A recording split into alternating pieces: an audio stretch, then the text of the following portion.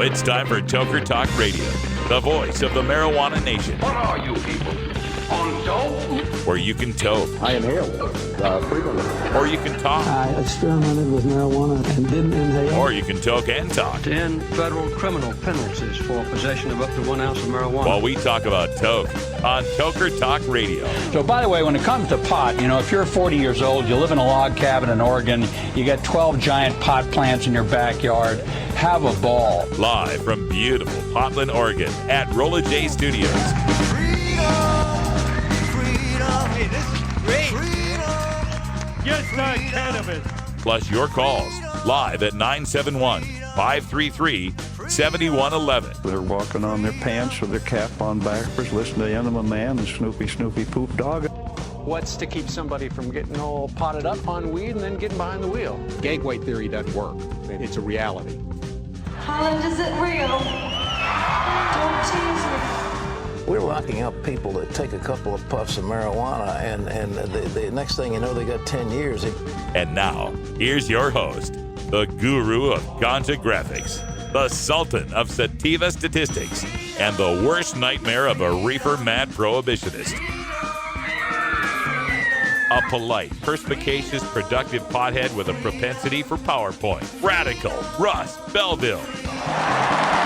Welcome, welcome, welcome. It is hour 2, time for Toker Talk Radio, and my goodness, I gotta record a new intro. I've already had to record a new intro for a while. The phone number is new. We don't have that 971 number anymore. If you're interested in chatting, our number now is much easier. You can dial us at 650-LEGAL-MJ. That's our new number, 650-LEGAL-MJ. That's 650-534-2565. That spells Legal MJ. I told that to somebody this weekend. They say, how'd you get that number? You got that number? Oh, my God. It's a Google Voice number. You can find some pretty cool stuff on Google Voice. Check it out. Yeah, this weekend I was in Ashland, Oregon. What a wonderful place. Ashland is like the first town you get to when you're going north on I-5 from California.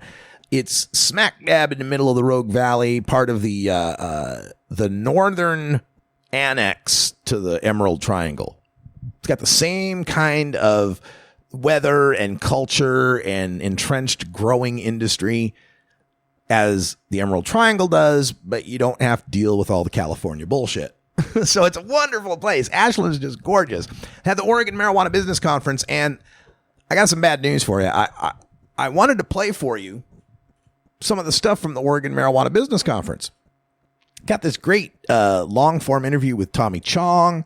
Got a great keynote from Ed Rosenthal, the guru of ganja. The head of Oregon's Liquor Control Commission, Rob Patridge, spoke to the crowd, had some great question and answer. I wanted to play that stuff for you for the next 3 days this Thanksgiving week, because I'm not going to do a show on Thanksgiving or Friday. Unfortunately, as I was doing the production on it today, I discovered that whoever was running sound on this gig was sending the background music through the press patch. So when he'd turn it down, he'd have all sorts of background music. When he turned that down on the main PA, it was not turning down on the press patch. So everything I have recorded has this soundtrack of music over the top of it. You can't hear a damn thing.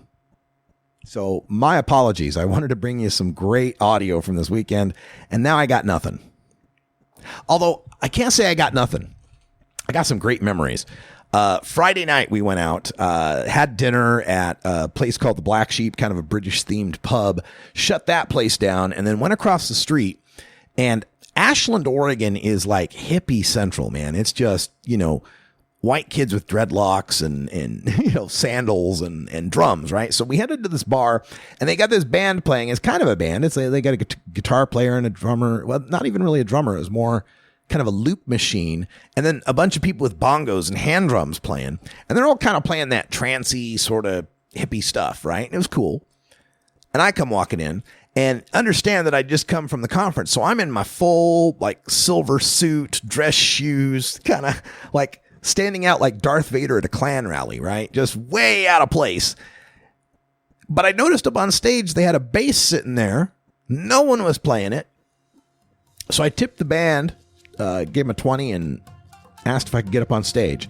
And for the rest of that night, baked out of my face, because it was Ashland and we were smoking a lot of pot, I got to play bass with the Hippie Jam Band for like the rest of the set. And God, what a great memory that is. I really had a good time. And it was fun to watch them kind of shocked that Mr. Businessman in a suit could get up and just wail on bass. So we had fun with that. No recordings though, so my apologies for that as well. Hey, when we come back, we'll talk more about politics, more about the weed industry, and what I've been up to since we last talked. You're listening to Toker Talk Radio on the Russ Belville Show, live on CannabisRadio.com from Delta 9 Studios. We'll talk about that too. This is the Russ Belville Show on CannabisRadio.com.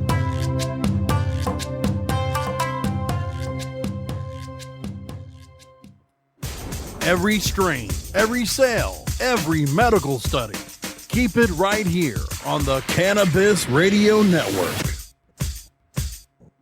Mindful of sustainable practices and limiting their environmental footprint, Sansal Hemp is always grown outdoors, as nature intended. By starting with uniform genetic profiles, Sansal ensures the plant will maintain its optimal performance and yield consistently throughout its life cycle. It is through innovative processes that Sansal is able to achieve pure whole hemp extracts and meet industry requirements and the level of quality desired by many of their customers. Healthy plants, healthy people. SansalCBD.com. Improve your lifestyle naturally. Growing green to generate more green. Hello to all you happy herbalizers, smiling trippy hippies, and everyone who believes in freedom and tolerance.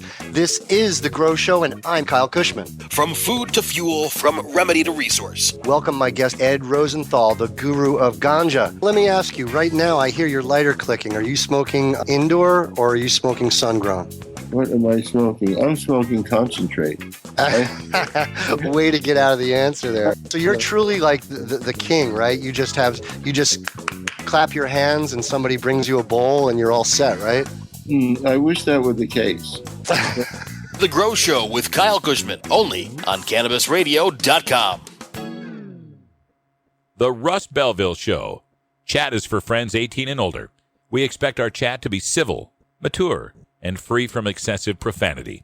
If you don't like these rules, there are approximately 6 billion other chat rooms with lower standards that you can visit. Hey everybody, it's Radical Russ here from 420 Radio, inviting you to be like me and get your ink done at Lucky Horseshoe Tattoo, Fort Worth's most female-friendly, clean, sterile, awesome tattoo shop. Thomas and his crew are true artists who can design you a custom piece or use a design you bring in. Lucky Horseshoe Tattoo also offers all styles of tattooing as well as piercings and all-around fun. In the DFW area, stop by Lucky Horseshoe Tattoo and tell them Radical Russ sent you. Trust me, it'll feel awesome.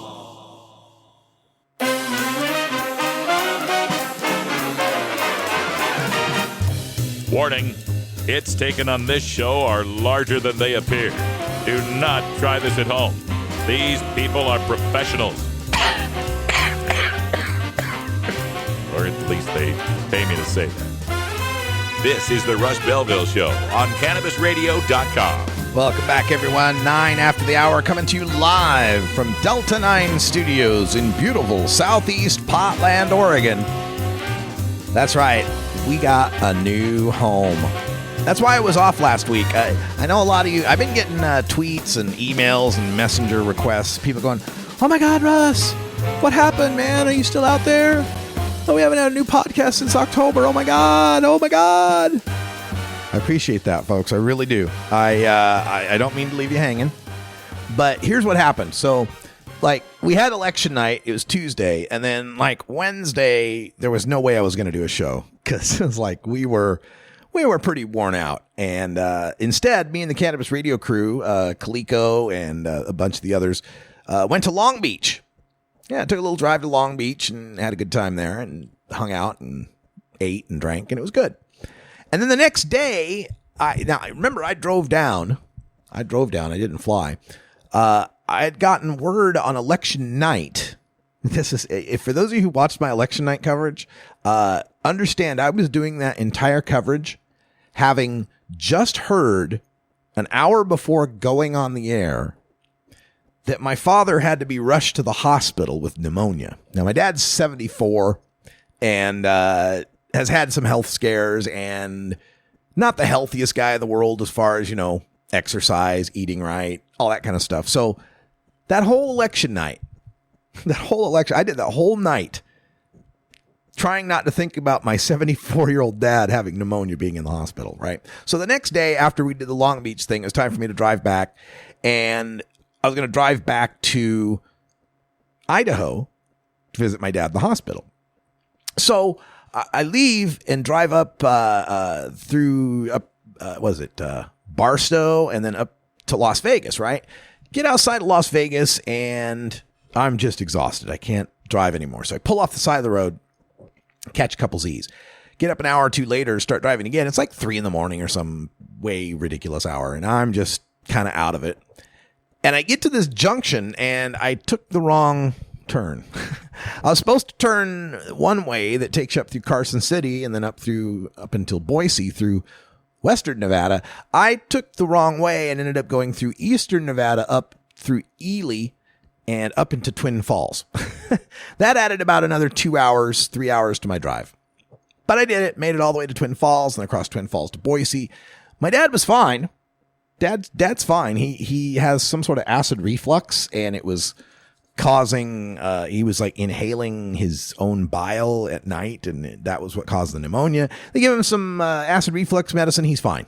In fact, he was back home by the time I made it to Boise. So I didn't really need to drive there, but I did. So I drive back. That took up all my Thursday and most of my Friday. And so all right, well, I'll do shows the next week, but that was last week. Last week we had to move. We've got this new house here. Myself and Jeff from weednews.co, one of my partners at weednews.co, and Lori, who is an activist with Southern Oregon Normal, or was with Southern Oregon Normal, but now she runs some medical marijuana clinics up here, Southern Oregon Alternative Medicine. And so we now have this house full of activists, and we're calling it Delta 9 House. So we are at Delta 9 House, and this here will be Delta 9 Studios. So I got to fix the intro now so that we're live from Delta 9 Studios and that our phone number is 650-LEGAL-MJ. So that's why I've been gone. Too much from the election and then too busy having to move. And then at the end of last week, I had to make my way on a Greyhound bus down to Ashland. My first time ever on a Greyhound bus, by the way. The bus itself is nice. Passengers leave a lot to be desired, but the bus was nice. Let's just put it that way. But I thank you all of you who missed me and were sending out those well wishes and all of that. Thank you so much. And I should let you know that the show's going to be kind of spotty for the next few weeks as well because of all of the holidays coming up. This week, we're only going to do Monday, Tuesday, Wednesday because, of course, Thursday, Friday is Thanksgiving. The following week, I have it scheduled for all 5 days, but I'm not sure I'm going to be able to do all 5 days because Portland Weed Week is happening November 28th through December 3rd. And Portland Weed Week, I'm emceeing. I think I'm emceeing on Thursday, Friday, Saturday. So I might have to take another Thursday, Friday off. So this week might be three days. Next week might be 3 days. And then, you're going to hate me now. You're just going to hate me. I'm going to be off for 2 weeks. I'm going to be off for the first 2 weeks of December. No, you can't do it. Yes, I have to do it. The next December 5th, that week of December 5th and the week of December 12th, I won't be on at all because I'm going on vacation. I am headed to Negril, Jamaica for vacation.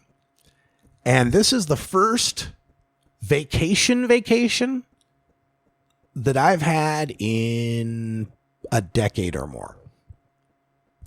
I have to say vacation because if you follow me, if you're out there following me, Radical Russ, on any of my social media, you know that I travel a lot. Oh, I forgot. I also did Columbia, Missouri. Geez, I got to tell you about Columbia, Missouri. We'll come back to that. But I travel a lot. But the thing is, anywhere I'm traveling, I'm working. Like, I can tell you all about the inside of the Marriott Hotel in X city or whatever, but I don't get a lot of chance to actually do stuff, right? I'm always emceeing or speaking or reporting or writing or whatever. So this will be my first actual vacation in a long time. I've been saving up for it all year too. It's been hard to afford, but managed to get it done. So I'll be gone first 2 weeks of December. Then week of December 19th. That'll be a full week. We'll have a full week, middle of December. And that'll be our kind of look back at 2016 week. You know, the best of, what were the funniest reefer madness stories? What were the funniest, what was the biggest drug war data mining? That kind of stuff. Retrospective shows coming up in the week of December 19th. The following week is Christmas week. And of course, we won't do anything on the Monday, but we'll do the other 4 days. And then the following week is New Year's week, and we won't do anything on New Year's Day because we always take federal holidays off. And then we'll do a full week, and then we'll have another week, Monday the 16th, where we won't be on because that's Martin Luther King Day. And like I said, we take off the federal holidays.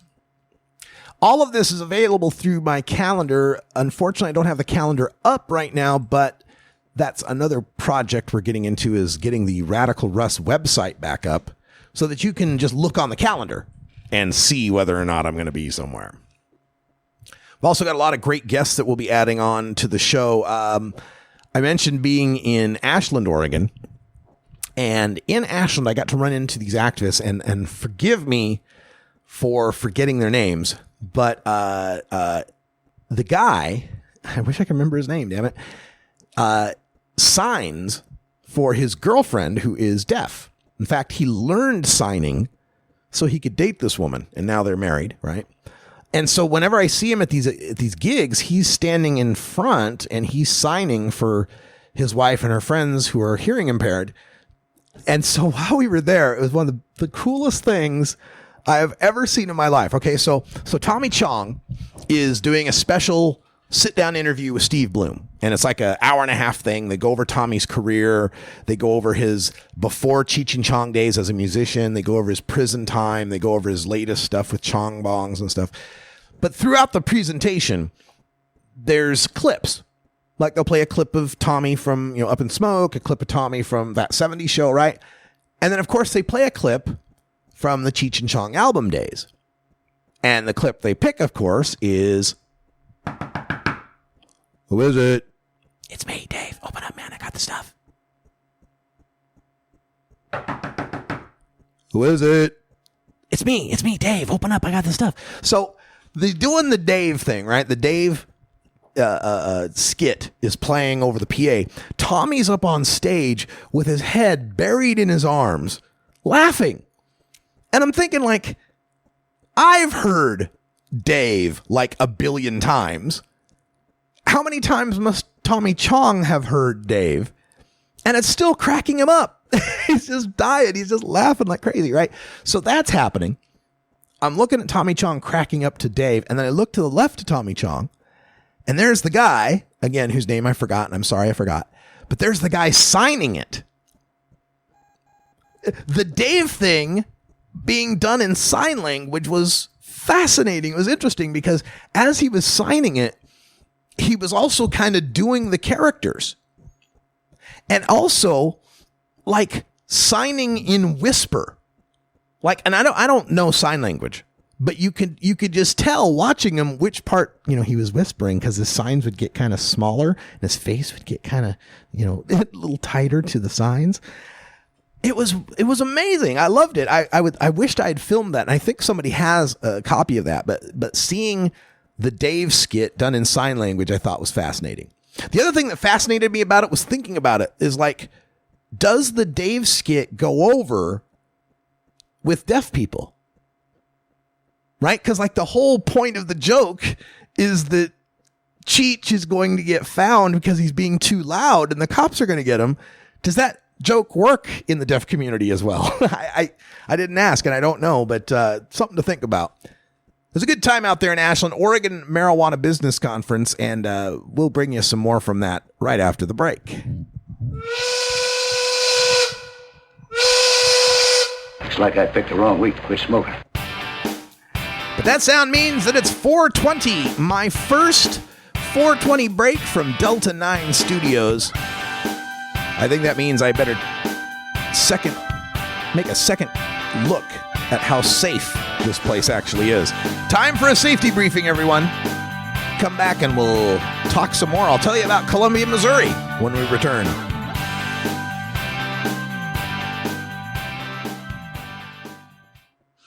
We have your smoking section right here.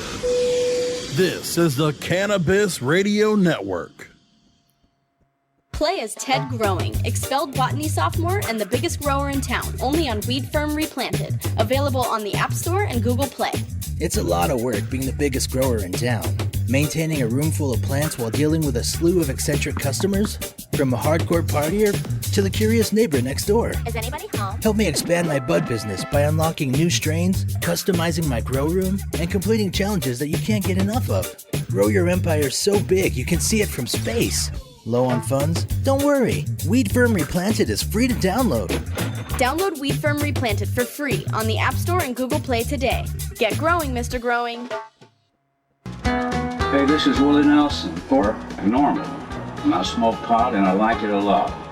I learned a long time ago that marijuana is a lot safer than alcohol. There's nothing wrong with the responsible use of marijuana by adults. It's time we stopped arresting and started respecting those who smoke marijuana responsibly. To learn what you can do to help, contact NORML at NORML.org or call toll-free 888-67-NORMAL. The Russ Belville Show, providing dictionaries to drug czars since 2009. New beginner guitars and banjos are often constructed much better than ones built before your time. Why struggle? Get a new instrument or fix the old one. The trusted professionals at the Fingerboard Extension will evaluate your instrument for free. Repairs are priced for people who work for a living. Stop by the Fingerboard Extension downtown Corvallis at 120 Northwest 2nd Street today or check out its inventory on the web at fingerboardextension.com.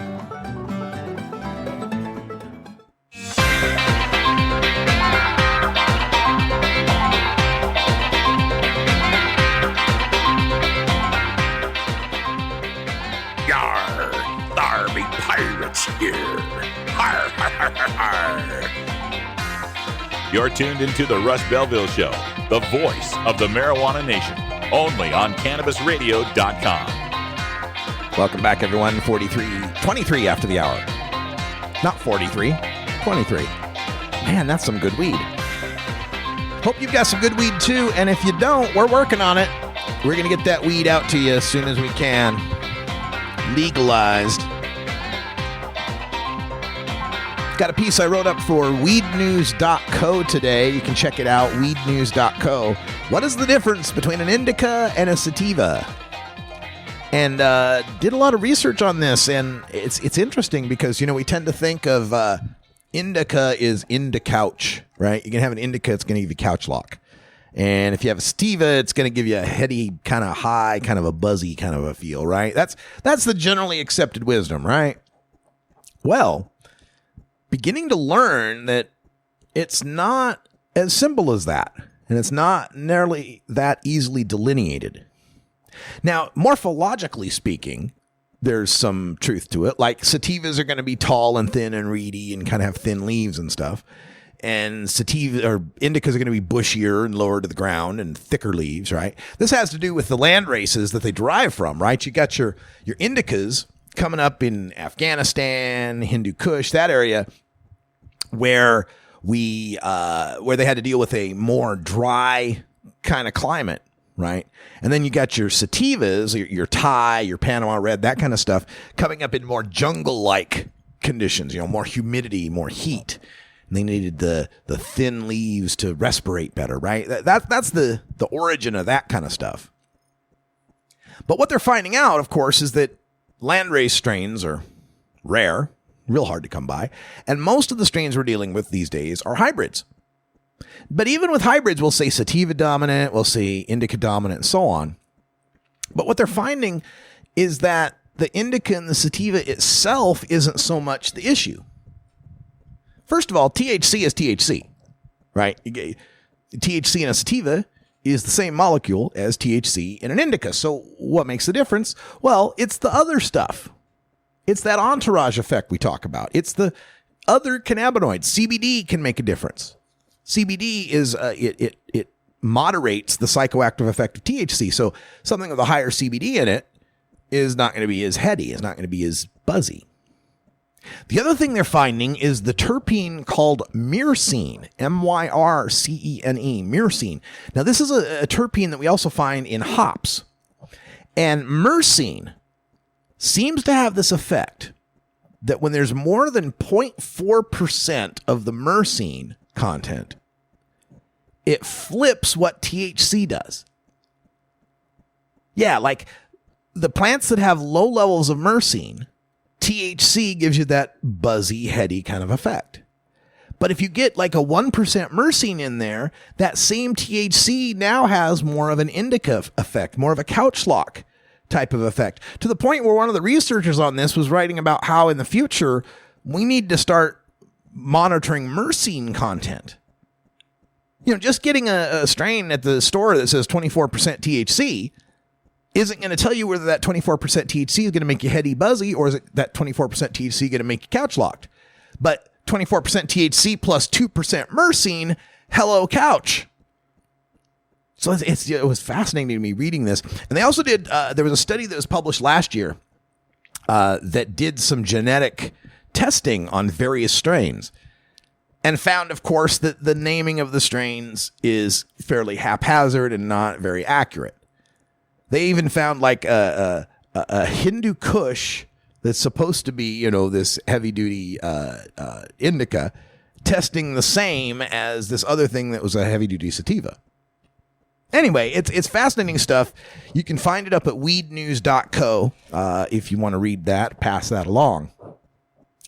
And the other thing we've got going here is I was just recently in Columbia, Missouri. This was last weekend for the Missouri Cannabis Conference. Now, this is one of the regional conferences that get put on by grassroots activists across the country. They do these in Texas. They do them in the South, like Georgia, North Carolina, South Carolina area. They've got one, I think Massachusetts has one that does a regional. There need to be more of them. I'd like to see more of these regional conferences. But at this Missouri conference, first of all, I flew into Kansas City. They've got a great new downtown redevelopment in Kansas City. They've added a streetcar line that's absolutely free. I managed to get down and have myself some barbecue, had some burnt ends. When I travel, one of my things is I got to eat the food that is unique to that area. So when you're in Kansas City, you got to eat barbecue. But then we made our way to Columbia and had that conference. I was the keynote speaker for the conference, and it was really a pleasure to be able to do that. And I'm going to check out on my recorder because I do believe I've got that one recorded, and we'll see if we can get that played for you sometime. But while I was there, I got to meet a fascinating gentleman. Looked a lot like me, except better looking and better shape. But what I mean by that is, you know, tall, bald, white guy. And so I meet this tall, bald, white guy, comes up to me and says that he's a colonel, or he was a colonel, in the U.S. Army. And he served in Afghanistan. And he was telling me that while he was in Afghanistan, he discovered my podcast. And he said he became a big fan of the podcast and listened to it daily. And from my podcast, he got educated about hemp, about marijuana, about policy, and so forth. And part of what his job was when he was there in Afghanistan is he was an advisor to the flag officers out there, the generals, that were in charge of revitalizing and repairing the Afghan economy. We bombed the hell out of this country. Let's see if we can set it back up again. So this colonel tells me, he says, so I don't know what to do, because Afghanistan is kind of lacking. He said, Afghanistan, by my estimation, has 3 things to power its economy. Minerals. Well, the problem with minerals is that's mining and that's infrastructure, and this is a war-torn country and not much payoff at first and a lot of labor, and it'd be tough to start. So he says, all right, well, the next thing they got is opium. Right? They can make a lot of opium. Well, that's problematic. We really don't need to be producing more opium when we're currently going through a worldwide opioid epidemic. And then he tells me the third thing that he thought of was cannabis, hemp. He said it's all over Afghanistan. Hell, it's where cannabis came from, right? Afghan Kush. So he said, listening to the podcast and recognizing the economic viability and opportunity in industrial hemp could be a way out for the war-torn, ravaged country of Afghanistan to begin a new hemp economy. So he says he does his research. He figures out, the 50,000 uses of hemp and gets the economic projections and all that. Takes it to the flag officers, and they laughed him out of the room. He said, I'd never been so embarrassed in my life. I was laughed out of the room for the remainder of my military career. I would get snide jokes about stoner this and pot that. This guy is a full bird colonel. This guy speaks 5 languages. He's told me he went to the Army Defense Language School. He was a intelligence guy. Speaks 5 different languages. But because he suggested an industrial hemp economy to some generals in Afghanistan, that was enough. That was enough to tar and feather him. Now he still managed to have an honorable career and wasn't forced out or anything. But it goes to show how deeply ingrained this prejudice is and how far it can go, and how even just innocuously suggesting a hemp economy is enough for some of the mainstream to just completely reject you. It's the part of this Trump win that's got me so concerned. I was rereading the chat room. And by the way, if you're listening and you don't realize, we do have a chat room here, live chat that you can get involved. Check out our Spreaker.com player for that. But I was rereading the chat room, and there was a few people talking about how my predictions are overblown, and this is what anti-legalizers would say, and it's not going to be that bad, and Trump's all states' rights, and so forth. And I hope so. I really hope I'm wrong. But I've been saying there's going to be a backlash coming. So many people didn't see Trump actually winning this thing. So many people didn't understand the idea of a backlash, that there was this white vote out there aching to have its say, and successfully did so. Now, it may be the plaintive wails of the brontosaurus as it sinks into the tar pits, but it ain't sunk into the tar pits yet. That brontosaurus still got a long tail to be flipping around and knocking shit over with. Likewise, I think this next 4 years could be that death spasm of prohibition. Now maybe the death spasm of prohibition is a good thing. Maybe these guys with control of all the levers of power, the courts, everything they need, maybe they overreach. Maybe they underestimate what the support is out there. Maybe they don't see 60 and 70% votes for medical marijuana and 80% public support for medical marijuana and 60% support for legalization. Maybe they don't see that. Maybe they think that's fake. Maybe they get the pressure from oil, timber, gas, all these pharmaceutical industries, rehab industry. Maybe they make a push. Maybe they start to believe that 60% is a function of it being legal and people not getting busted for it. Maybe they think with some raids and shutting down some of the commerce that people's support will drop. Maybe now that they control a lot more of the levers of power, more of this anti-pot propaganda comes out. These 6-point IQ drops and big marijuana taking over and billboards of pot leaves out here in Portland and so forth. I could be wrong. I hope I'm wrong. But I think a backlash is coming. And I think there's a lot of people out there that still hate pot. And I think that the support for prohibition is more energized than the support for legalization. And I mean outside of us, of course, right? you and me, right? We pot smokers, we're pretty damn energized at keeping our ass out of jail. We're pretty damn energized about being able to shop at a pot shop. Yes, we are active and vocal, but we are 8% of the population. And the majorities that are making up the 60% that are voting for legalization, are they that committed to it? Are they that wed to the idea? Is that such a big deal to them? I don't think it is. I think it's one of those things where I don't smoke pot, but it's stupid to lock up pot smokers. And then maybe that's as far as they think of it. And maybe pressured by propaganda and seeing raids and arrests might flip some of their minds. I don't know. We will see. We will see. Maybe it's good. Maybe they overreach over this next 4 years, and that means the 4 years after that we move forward faster. Maybe had Clinton been in there and been like Obama, things would have gone slower over the next 4 years. Hard to tell, but we shall know soon enough.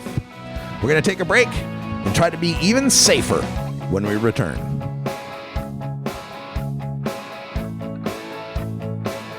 This is the Russ Belville Show on CannabisRadio.com.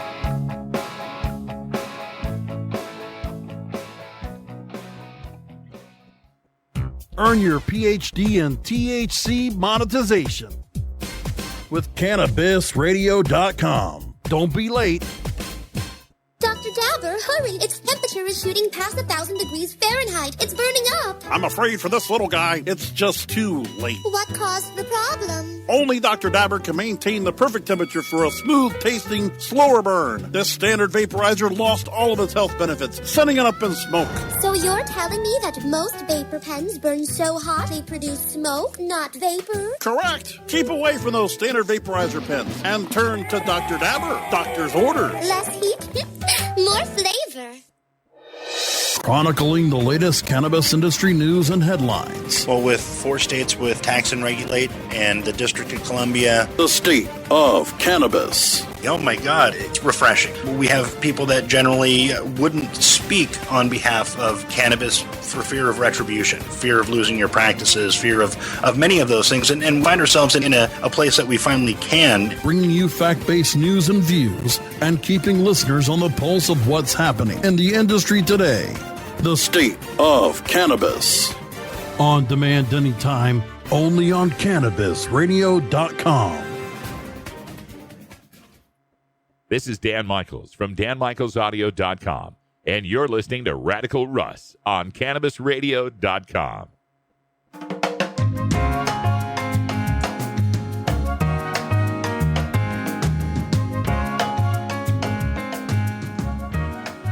Hello, Mr. Man. Hi. I'm working. I'm sorry. No food till this is done. This is the Russ Belville Show on CannabisRadio.com. Welcome back, everybody. 38 after the hour here, live from Delta 9 Studios in beautiful southeast Portland, Oregon. Checking up on some of my social media feeds, and good friend Elise McDonough out at High Times is focusing on a controversy that happened this week at the event I didn't go to. While I was out in Columbia, Missouri last weekend and Ashland, Oregon this weekend, in between was the Las Vegas Marijuana Business Conference. And like 10,000 people attending this thing, the biggest marijuana conference in the world. And I wasn't there. I don't even want to think about why I wasn't there. I was just too busy, really. I was too busy and too much stuff going on. The Cannabis Radio crew was there, so I'll talk to them and see how things went. But apparently it was a big success, aside from something that is being called Meatgate.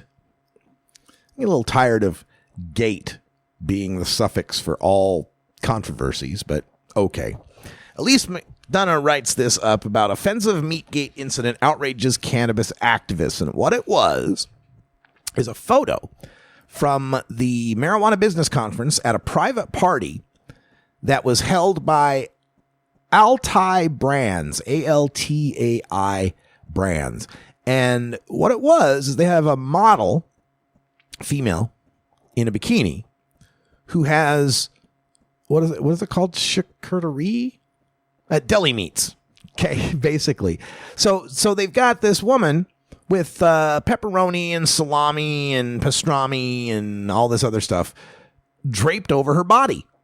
Her arms, her stomach, her legs, her breasts. She's still got the bikini on, though.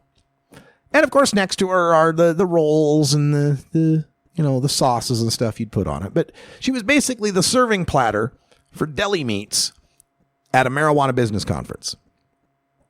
And cannabis activists are not too happy about this. A bunch of them are calling for a boycott of Altai, ALTAI, for what they say is literally treating a woman as a piece of meat, or at least a serving tray for pieces of meat. Brandon Krenzler from here in Oregon referred to it as serving dead flesh on live flesh. And there's people that aren't very happy about this because a lot of women that I work with, a lot of the women in the cannabis industry have for years lamented the sexism, the objectification that we find among some of the brands in the cannabis industry. It's a back and forth that goes on this because one side says, well, women should be able to do whatever women want to do. The other side says, yeah, but you're letting yourself being taken advantage of. You're being objectified. You're promoting sexism, rape culture, etc. And for some, it's problematic because the marijuana industry is poised to be the first industry that is female-led, that is female-dominated, with more of our CEOs being female than almost any other industry out there. As for my opinions on this, I think there's time and place for sexism. That's a terrible way to say it, Russ. What I'm trying to say is that, like, there's some contexts in which the sexy aspect is expected or okay. Like, if it's a party cup, right? We're talking about a festival, and we're talking about a DJ booth that's got, 420 nurses or scantily clad women. That's a different level than putting a woman on a table and dressing her up in meat for people to eat off of. Right? I think there's a line that's been crossed there somehow. The other thing, of course, the ads that you'd always see for High Times and other cannabis magazines. For the longest time, you'd see this ad of a woman, naked, presumably, with buds covering her bits. And that's always been called out, sexist, the objectification and so forth. Debbie Goldsberry called them out, and Debbie was longtime Berkeley Patients Group. She's with, I forget who she's with now, but anyway, Debbie Goldsberry tweeted out on this, and her tweet was, I'm super disgusted to see a photo from the Las Vegas Marijuana Business Conference from the Altai Dixie Party. The photo shows a woman laid out on a table covered with slices of meat. She was the serving tray for a platter of cold cuts. This is incredibly disgusting in so many ways. Please help me send a message to them that this is not okay. Women of the industry will not stand for this, and we must protect ourselves from these creepy people who want to treat us like meat. Guess what? Boycott. Pull Altai from your dispensary shelves and demand an apology. Here is their contact info. Debbie got a response back. And the response from the company is the following. Good afternoon, Debbie. As a female cannabis leader myself and owner of Altai Brands social media agency, I wanted to share the following statement from them. Altai Brands sincerely regrets a poor decision we made during a private event in Las Vegas by having a professional model act as a physical server for charcuterie. It did not demonstrate the respect that we have for all women. We pride ourselves on representing California cannabis culture at its finest, and we are committed to maintaining a community that recognizes and values the inherent dignity of every person by fostering sensitivity, understanding, and mutual respect of our customers, employees, and partners. The team at Altai is dedicated to making sure that all future events meet our high standards that reflect the core values we live each and every day. Again, we would like to apologize to the community and hope to demonstrate our firm dedication to respectful treatment of all and to assure everyone this will never happen again. We will be reaching out to you personally via private message to discuss this serious matter personally. All right, so that's the That's the controversy going on right now with the brand and whether or not it will be boycotted. I don't know. We'll see how this turns out. I think it's a little tasteless. You've seen this kind of thing before, too. Like I've seen it as like a sushi thing where they have sushi being served off of a woman's body. Wonder what your thoughts are. We'll check out the chat room. Looking at some of the responses. By the way, welcome to some of the new chatters that we're seeing out there. Dan, Tierras, Shanson, and so forth. Thanks for being here. We'll be here every weekday at 3 p.m. Pacific, 5 p.m. Central, 6 p.m. Eastern Time. You can also catch the podcast on demand at iHeartRadio, iTunes, Stitcher, and TuneIn. Also getting some of my content uploaded to the SoundCloud. You can check me out at soundcloud.com/RadicalRuss. In fact, I'm Radical Russ on everything. Look all around the social medias. If it has a username, I'm Radical Russ on it. We're very excited about this future that is happening here. Even despite the election of Donald Trump, let's try to imagine how good things can be. Because the worst possible outcome we could get, if you look at this from the federal state perspective, is the feds shutting down commerce. They have that power. They can shut down the pot shops, the commercial grows, the commercial processors, the delivery systems. All of that could be shut down. That's a part of the Commerce Clause. That's within their federal authority. What they cannot do is force states to punish people for pot. So what we've got as far as legal possession, what we've got as far as legal cultivation and legal processing, and for that matter, medical marijuana, none of those things can be affected by the feds no matter how hard they try. So the optimistic take on this, and some of you in the chat room have been bringing this on. In fact, John Thomas just said it's the DC model, right? The grow and give model. You can have weed, you can grow weed, you can give it away, but nobody exchanges money over it. That could be the best result. The best worst scenario we might get is we all end up with the Washington, D.C. model. But that, I think, is a possibility that they might want to pursue. Think about Kevin Sabet and his influence and who he's going to be talking to. Everything they try to fight against legal marijuana with right now has to do with big marijuana. Oh, it's big marijuana. It's a predatory corporation. It's a green rush. They only care about making addicts. They're going to addict our children. By God, what about the children? So if they were successful in eliminating big marijuana, getting rid of stores and billboards and grows,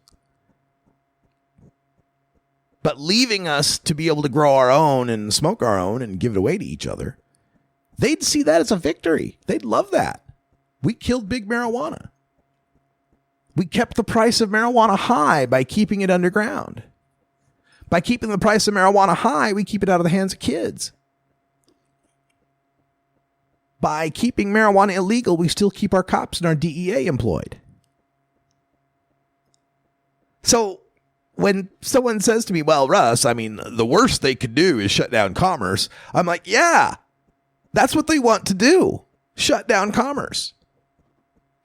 Well, the states will bitch. The states will bitch because the states are getting all this tax revenue. But which states have gotten tax revenue so far? Washington, Oregon, and Colorado. Those states don't have enough power for their bitching to make much difference. Now, if California's market had already been rolling and had already been bringing in tax revenue, it's a tougher fight. They're not up and running yet. Won't be till 2018.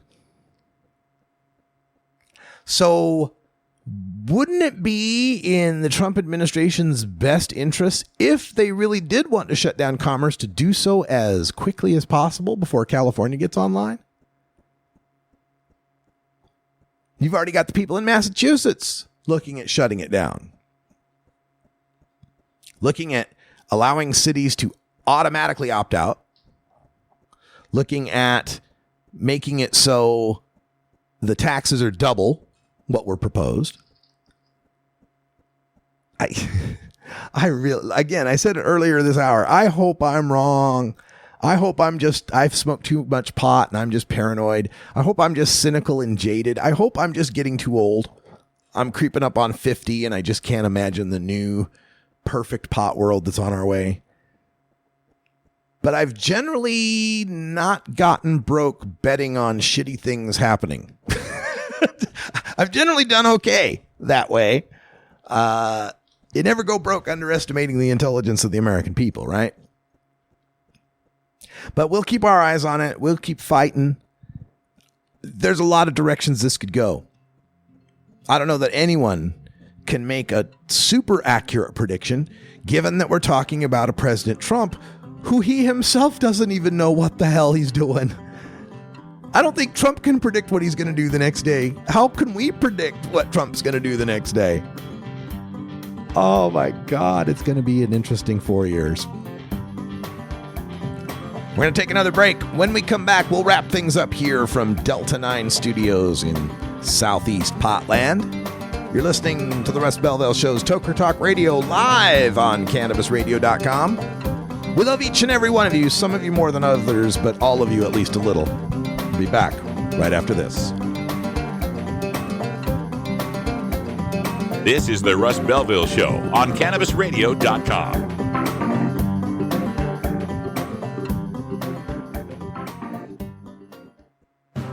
Forwarding the cause of legalization and research of the growing cannabis industry, one podcast at a time. The Cannabis Radio Network.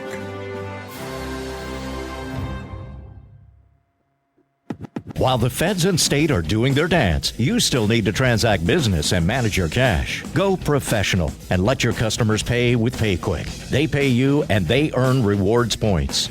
PayQuick connects to your bank account for free and secures all of your transactions. And with PayQuick, you can pay your producers and processors for free. Plus, it pays to have it because it makes depositing your cash safe and so easy. No cops, no crooks, just compliance and comfort, knowing you have your cannabis business in check with PayQuick. PayQuick, the safe and easy way to pay. PayQuick.com. Normal stands for responsible adult cannabis use. If cannabis use is causing problems in your life, consider taking a break or seeking medical assistance. Consider ceasing cannabis use if you have a family history of mental illness. Don't drive or operate heavy machinery while impaired by cannabis use. Cannabis use is not without risks, even though the risks are far less than those posed by legal drugs. You're not high. You're listening to the Russ Belville Show on CannabisRadio.com. We need to build a wall. Okay. Maybe you're high, too. The Russ Belville Show is proudly sponsored by the Marijuana Business Association. The MJBA, called by NBC News the Cannabis Chamber of Commerce, is the fastest growing business association in the fastest growing industry in America. I've been working with the MJBA for years, and I personally invite you to join the MJBA. MJBA also publishes the popular MJ Headline News on Facebook and the MJNewsNetwork.com and Marijuana Channel 1 on YouTube. Visit mjba.net for more details.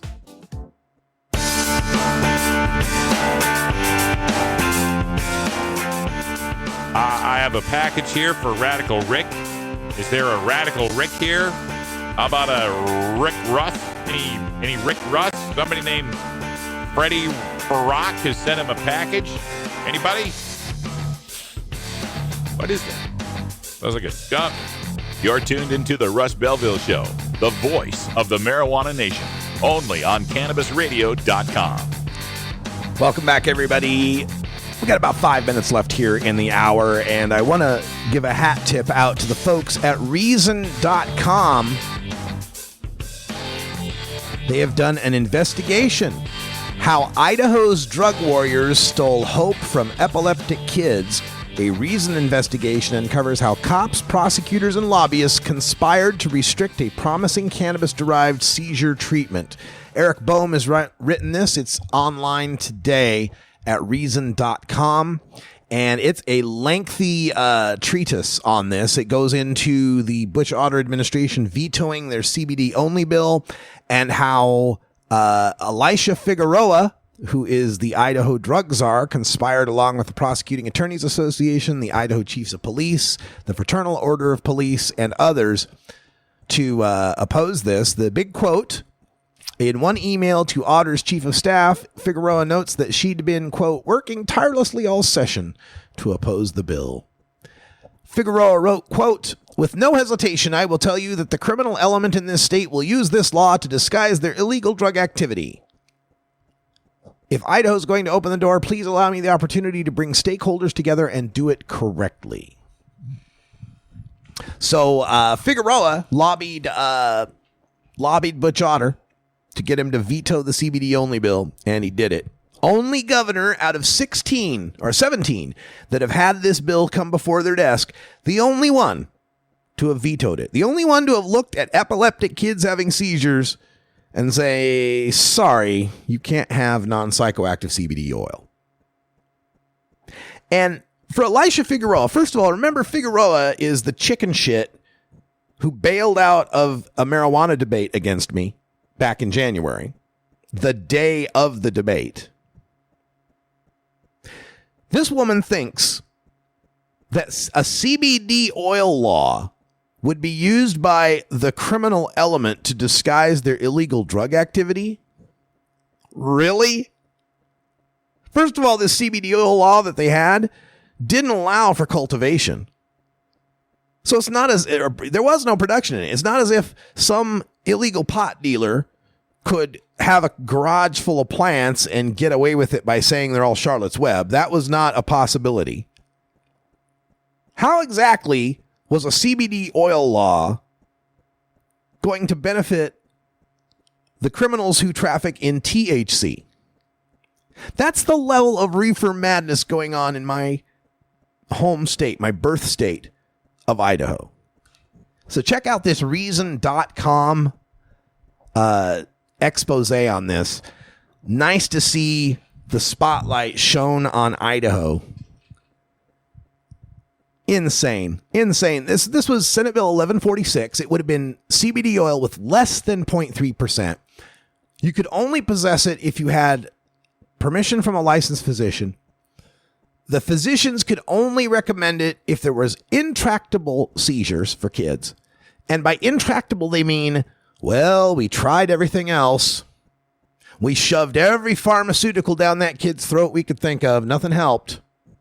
Hell, can even mean they tried electroshock therapy, could even mean that they tried brain surgery, and it didn't work. And then after all that, all right, we'll give them the non-psychoactive derivative of a plant that hasn't killed anyone in 7,000 years of recorded history.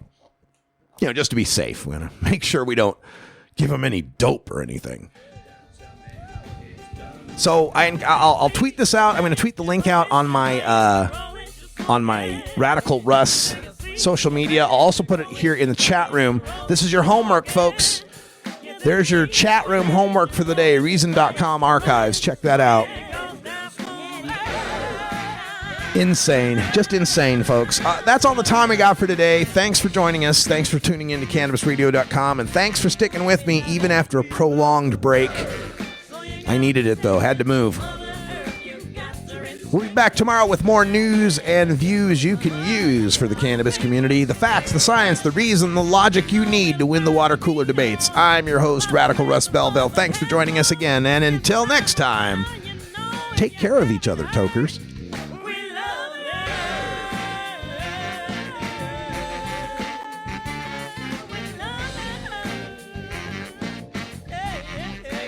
This is the Russ Belville Show. The Russ Belville Show is blogging and podcasting daily at RadicalRuss.com. You take a seed, you plant it, you grow it, you dry it, you roll it, you smoke it. You take a seed, you plant it, you grow it, you dry it, you roll it, you smoke it. take a seed, you plant it, you grow it, you dry it, you roll it, you smoke it, and it goes down to burn.